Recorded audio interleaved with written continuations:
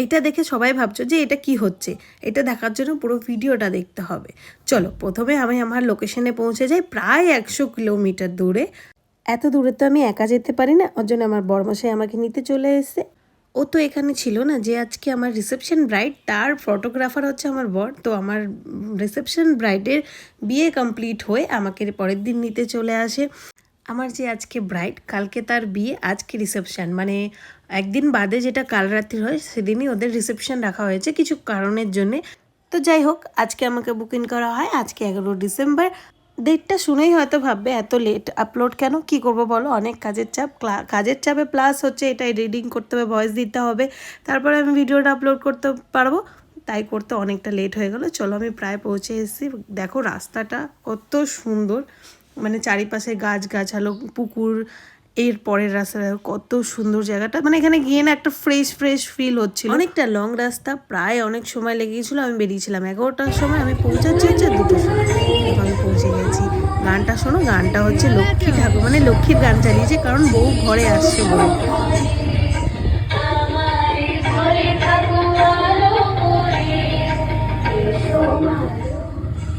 কাকিমণি আমাদের রুম দেখিয়ে দিল, আমি আমাদের জিনিসপত্র রেখে দিয়ে আসলাম। প্রায় 2টো বাজে, এখনও বউ মানে পৌঁছে পারিনি, মানে বউর তো আজকে বিদায়, এখনও শ্বশুরবাড়ি পৌঁছে পারিনি। এখানে আর একটা জিনিস দেখো, বউ আসছে বলে এই আনন্দটা, এই ডান্স হচ্ছে, এটা বউ আসছে বলে। পেছনে বউ রয়েছে। কিছু কিছু জায়গায় নিয়ম আছে যে পাড়ার মন্দিরগুলো আছে, বউ ঘরে ঢোকার আগে পাড়ার মন্দিরগুলো প্রণাম করে তারপরে বউ ঘরে ঢুকবে। এখানে সবাই আমাকে নাচের জন্য টানাটানি করছে, আমি বলছি না না তোমরা করো, আমি দাঁড়িয়ে আছি দেখছি।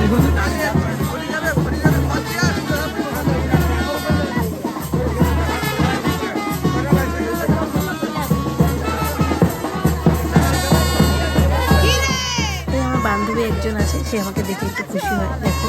আর এরপরে আর একজন আছে, দেখো একজনকে ডেকে ডাকছে, যে দেখাচ্ছে সে আর একজন পাগল। এটা আমার খুব ভালো বান্ধব, কিরকম করে আসবে পাগলের মতো। এটা আমার খুব ভালো লেগেছে, বউ পেছনে পেছনে আসছে হাঁটতে করে, আর সবার বাড়ির যে পরিবার সবাই রয়েছে তাকে ডান্স করে আনন্দ করতে করতে সবাই ঘরে বউকে নিয়ে আসছে। যারা ডান্স করছিল তারা অনেকটা সময় লাগাচ্ছিল বলে ওরা ওখানে ডান্স করুক, আমরা এখানে প্রণামীটা সেরে আসি মন্দিরে। ওইখান থেকে প্রণামী করে বউরা চলে এসছে, এবার সবার ডান্স দেখো, তারপরে আবার কথা বলছি।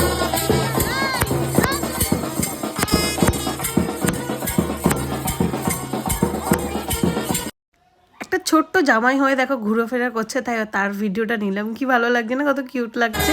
এসে বউ চলেও এসছে অনেকটা, এখানে কটা নিয়ম আছে, নিয়মটা কমপ্লিট হবে তারপরে আবার আসবে। এই করতে করতে প্রায় এখানে 4টে বাজে, আবার টেনশন হচ্ছে এখন অবধি কেন বউকে বসায়নি, আবার বলবে তাড়াতাড়ি ছাড়ো। কেমন লুক চাইছো বলো? এনার কোনো ডিমান্ডিং ছিল না, বললো তুমি তোমার মতন করো। দেখো সাজানোটা করতে হচ্ছে ফুলসজ্জার খাটে। চলো, কতটা ওনার মনের মতন সাজাতে পারি। তোমাদের ভালো লাগলে অবশ্যই কমেন্ট করে জানিও। তোমরা তোমাদের স্পেশাল ডেতে আমাকে বুক করতে পারো, অবশ্যই চেষ্টা করব আমি তোমাদের মনের মতন সাজাতে। এরকম ক্লায়েন্ট পেলে সত্যি খুব ভালো লাগে। আমি জিজ্ঞেস করছি চোখ কেমন করব, তোমার মতন লিপস্টিক, তোমার যেটা ভালো লাগবে সেটা পরাও। দেখো সত্যি কত ভালো লাগছে, আমি আমার মনের মতন সাজিয়েছি। শুধু একটাই প্রবলেম ছিল, যেটা হচ্ছে ওনার হেয়ার অনেকটা কম ছিল, যেটা ভিডিও শুরুতে তোমরা দেখতে পেরেছো। অনেকটা আমি কভার করার চেষ্টা করেছি। ওনার স্মাইলটা দেখেই বুঝতে পারছো ওনার কতটা পছন্দ হয়েছে। শুধু একটাই কথা বলেছিল যে আমাকে একটু সিঁদুরটা ভরে পরিয়ে দাও, এমনি কথা বলেছে, মানে আর এই একটাই ডিমান্ড রেখেছে যে সিঁদুরটা একটু ভরে পরিয়ে।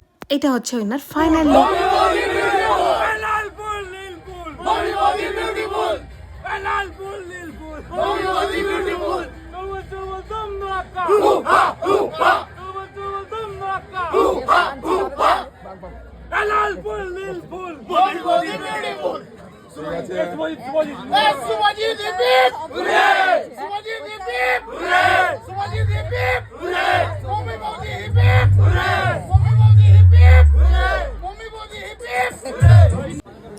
এটা বন্ধুরা মিলে একটু ইয়ার্কি ঠাট্টা করছিল।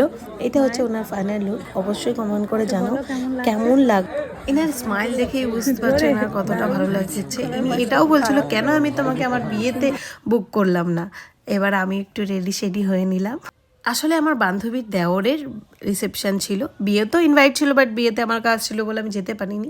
এখানে উনি আমার থেকে এতটাই খুশি ছিল যে আমি যে চলো একটু ডান্স করি, সত্যি ডান্স করতে চলে আসলো। খুব ভালো, খুব মিষ্টি।